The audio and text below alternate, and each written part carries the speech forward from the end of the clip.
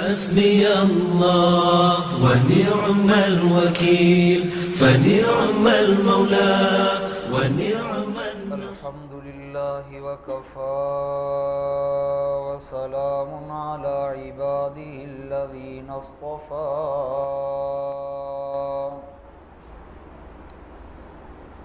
أما بعد فأعوذ بالله من الشيطان الرجيم بسم الله الرحمن الرحيم الله لا إله إلا هو الحي القيوم لا تأخذه سنة ولا نوم له ما في السماوات وما في الأرض من ذا الذي يشفع عنده إلا بإذنه يعلم ما بين أيديهم وما خلفهم ولا يحيطون بشيء من علمه إلا بما شاء وسع كرسيه السماوات والأرض ولا يؤوده حفظهما وهو العلي العظيم صدق اللہ مولانا العظیم۔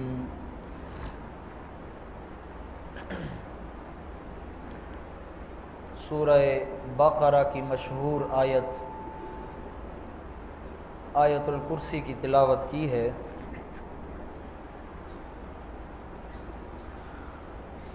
حضرت ابی بن کعب رضی اللہ تعالی عنہ فرماتے ہیں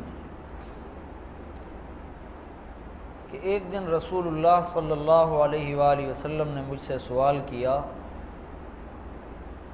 کہ اے ابی، ای آیت فی القرآن عندک عظیم، تیرے نزدیک قرآن پاک کی سب سے اعلیٰ اور شان میں بڑی آیت کون سی ہے؟ میں نے کہا اللہ و رسولہ اعلم، اللہ زیادہ جانتے ہیں، ان کے رسول کو علم ہے۔ آپ نے پھر یہی سوال کیا، پھر میں نے یہی جواب دیا۔ تیسری دفعہ جب آپ نے سوال کیا تو میں نے بڑی سوچ و بچار کے بعد آیت الکرسی کا نام لیا کہ میرے نزدیک قرآن پاک میں شان کے اعتبار سے سب سے بڑی آیت یہی ہے۔ تو فرماتے ہیں آپ علیہ الصلاۃ والسلام بڑے خوش ہوئے اور فرمایا لیہنک العلم یا ابا المنذر، اے ابو منذر، یہ آپ کی کنیت ہے، اللہ پاک تجھے یہ تیرا علم مبارک کرے، تو نے صحیح جواب دیا ہے۔ اور آپ علیہ الصلاۃ والسلام نے فرمایا لکل شیء صنام، ہر چیز کا ایک اعلیٰ اور انتہا اور چوٹی ہوتی ہے۔ وَصِنَامُ الْقُرْآنِ الْبَقَرَةُ، اور قرآن کریم کا جو اعلیٰ مقام اور چوٹی ہے وہ سورہ بقرہ ہے۔ وَفِيهِ آیَةٌ سَیِّدَةُ آیِ الْقُرْآنِ، اور اس کے اندر ایک آیت ہے جو پورے قرآن کی آیات کی سردار ہے، وہی آیت الکرسی، اور وہ یہ آیت الکرسی ہے۔ کیا وجہ ہے اس مقام کی؟ اللہ تبارک و تعالی نے اس آیت کو اتنا مقام کیوں دیا ہے؟ وجہ یہ ہے، اس آیت میں اللہ تبارک و تعالی نے ایک دعویٰ بیان فرمایا ہے اور پھر اس دعوے پہ 10 دلائل دیے ہیں۔ ایک دعویٰ ذکر کیا، اس دعوے پہ 10 دلائل بیان فرمائے۔ فرمایا اللہ لا الہ الا ہو، اللہ ہی کی وہ ذات پاک ہے، لا الہ الا ہو، اس کے علاوہ سچا معبود کوئی نہیں۔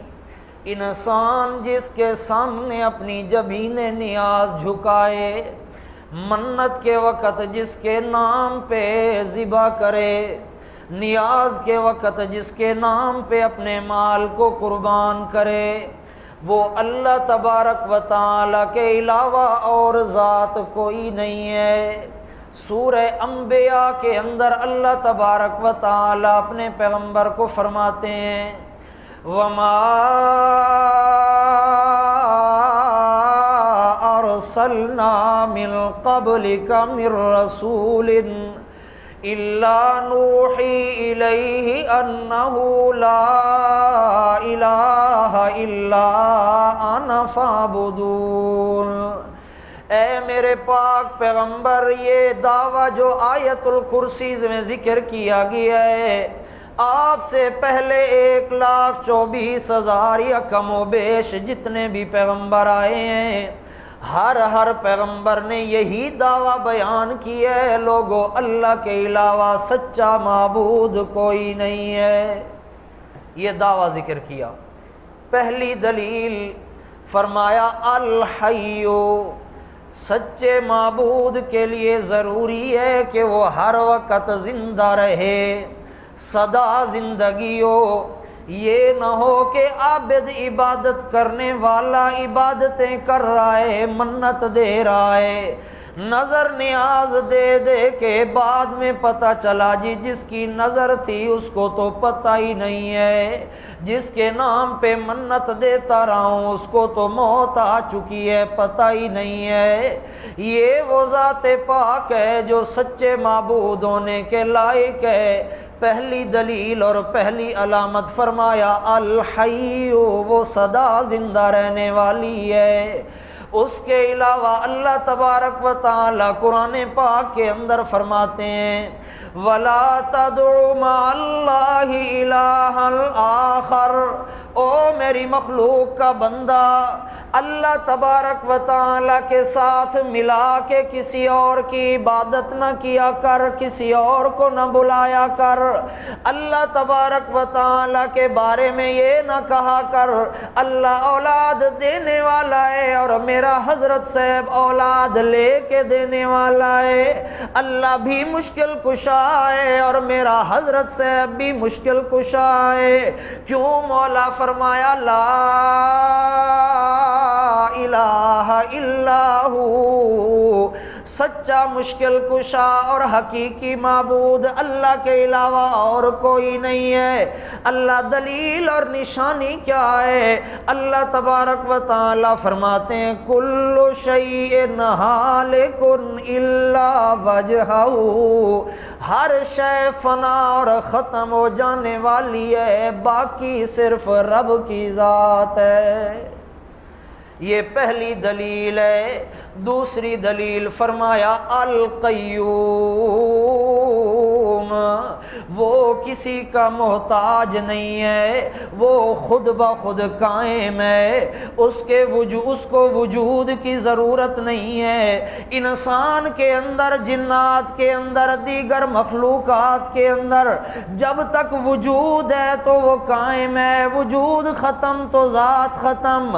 لیکن اللہ تبارک و تعالی کی وہ ذات پاک ہے القیوم، اپنے وجود کی اس کو کیا ضرورت ہے، اس کی وجہ سے دوسروں کے وجود قائم ہے، اس کی وجہ سے دوسروں کے وجود قائم ہے، اس کو کسی کی محتاجی نہیں ہے، ساری کائنات اسی کی محتاج ہے۔ دوسرے مقام پہ سورہ فاطر کے اندر فرمایا یا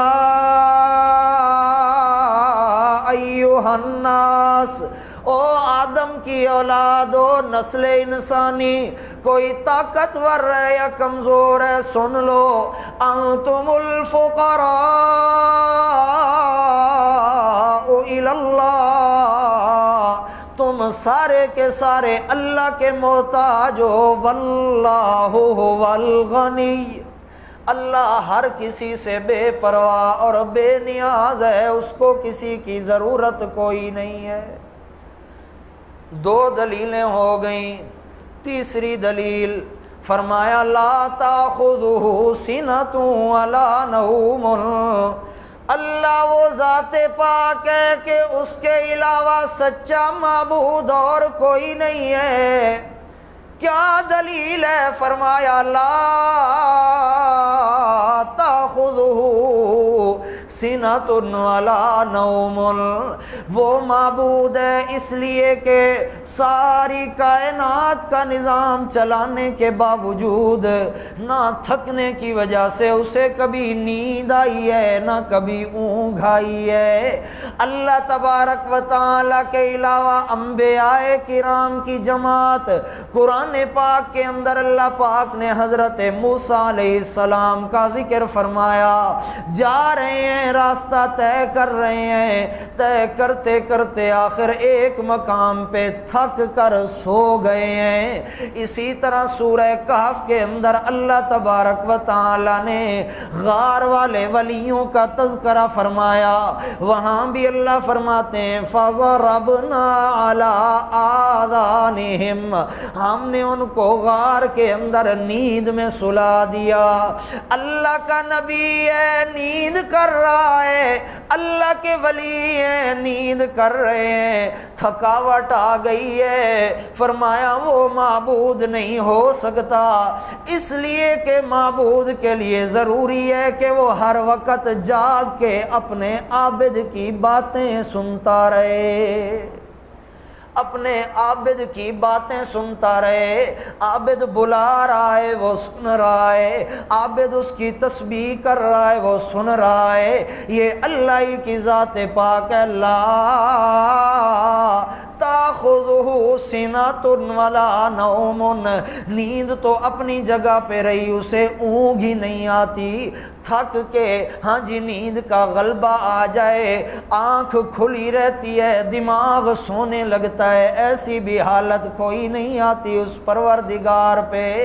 اگلی دلیل چوتھی، فرمایا لہو ما فی السماوات وما فی الارض، آسمان کے اندر، آسمانوں کے اندر جتنی مخلوقات پھر رہی ہیں ساری کی ساری اسی کی ملکیت میں ہیں، زمینوں کے اندر جتنی مخلوقات پھر رہی ہیں ساری کی ساری اسی کی ملکیت کے اندر ہیں۔ سورہ فاطر کے اندر اللہ تبارک و تعالی اسی کی وضاحت کرتے ہوئے فرماتے ہیں یولج اللیل فی النہار ویولج النہار فی اللیل وسخر الشمس والقمر، کبھی اللہ تبارک و تعالی رات کو دن میں داخل کر کے دن کو بڑا کر رہا ہے، کبھی دن کو رات میں داخل کر کے رات کو بڑا کر رہا ہے۔ سخر الشمس والقمر، سورج اور چاند کو کام میں لگا دیا ہے، اپنے وقت پہ آ رہے ہیں، اپنے وقت پہ جا رہے ہیں، کسی کو کہنا نہیں پڑتا کہ اے چاند آج پورا ہو کے نکل، آج تیرے آدھا روشن ہونے کی باری ہے۔ فرمایا کل یجری الی اجل مسمی، ایک مقرر وقت تک ہر کوئی اپنے کام کے اندر لگا ہوا ہے۔ اللہ تبارک و تعالی فرماتے ہیں یہ ساری کائنات میں اللہ کریم کے حکم کے تحت چل رہی ہے۔ والذین تدعون من دونہ ما یملکون من قطمیر، میں اللہ تبارک و تعالی کو چھوڑ کے جن جن ہستیوں کو بلا رہے ہو وہ تو کھجور کی گٹھلی پہ آنے والے پردے کے ہی مالک کوئی نہیں۔ میاں والی کے علاقے میں ایک مفسر قرآن گزرے مولانا حسین علی الوانی رحمۃ اللہ تعالی علیہ، انہوں نے اس آیت کا بڑا عجیب مفہوم بیان فرمایا۔ فرماتے ہیں اللہ تبارک و تعالی نے کھجور کی گٹھلی کے پردے کا نام کیوں لیا ہے؟ فرماتے ہیں اصل یہ ہے، اللہ مثال دینا چاہتے ہیں کہ کھجور بمنزل قبر کے ہے اور کھجور کے اندر والی گٹھلی یہ بمنزل مردہ کے ہے، اور اس گٹھلی پہ آنے والا پردہ یہ بمنزل کفن کے ہے۔ اللہ فرماتے ہیں مجھے چھوڑ کے جن کو بلا رہے ہو، کوئی کفن چور آئے، قبر کھولے، کفن اتار کے لے جائے وہ تو اپنا کفن ہی نہیں بچا سکتے، تمہاری قسمتیں کیسے کھری کر دیں گے؟ فرمایا لہو ما فی السماوات و ما فی الارض، آسمانوں میں جو کچھ ہے وہ بھی اسی کی ملکیت، زمینوں میں جو کچھ ہے وہ بھی اسی کی ملکیت۔ من ذا الذی یشفع عندہ الا باذنہ، اللہ فرماتے ہیں تم تو یہ کہتے ہو کہ اللہ تبارک و تعالی سے زوری زور منوا لیتے ہیں، اللہ ہماری سنتا نہیں اور ان کی موڑتا نہیں، ہماری ان کے آگے اور ان کی رب کے آگے۔ اللہ فرماتے ہیں من ذا الذی یشفع عندہ، وہ مائی کا لال دکھاؤ تو صحیح نظر آ جو میں اللہ کے دربار کے اندر میری اجازت کے بغیر بول کے دکھا دے۔ اللہ کے پیغمبر فرماتے ہیں قیامت کا دن ہوگا، ساری کائنات پریشانی کے عالم میں ہوگی، میں اللہ کے دربار کے اندر جا کے سجدہ کروں گا، اللہ پاک اسی وقت میرے دل کے اندر وہ باتیں ڈالیں گے جو میں سجدے میں پڑھوں گا۔ آخر پھر اللہ پاک مجھے کہیں گے ارفع راسک، سر اپنا اوپر اٹھائیے، میں سر اٹھا کے عرض کروں گا مولا حساب و کتاب شروع کیجئے۔ وہاں اللہ کے پیغمبر فرماتے ہیں یحد لی حدن، یحد لی حدن، اللہ تبارک و تعالی میرے لیے حد متعین کر دیں گے، اے میرا پیغمبر اس بندے کی سفارش کر سکتے ہو، اس کے علاوہ آپ کو سفارش کی بھی اجازت نہیں ہے۔ اور مقام اللہ کے قرآن کا فرمایا یوم یقوم الروح والملائکۃ صفا لا یتکلمون الا من اذن له الرحمن، اس دن جبرائیل امین بھی اور سارے کے سارے فرشتے صفوں کے اندر کھڑے ہوں گے، کسی کو جرت نہیں ہوگی کہ رب کے سامنے بول سکے، ہاں جس کو رب اجازت دیں گے وہ وہی بولے گا اور جو رب کہے گا وہی لفظ بولے گا۔ فرمایا یہ وہ ذات پاک ہے لا الہ الا ہو، اس کے علاوہ سچا معبود کوئی نہیں ہے۔ اس لیے انسان مشکل حل کرانی ہے تو بھی اسی کے دروازے پہ،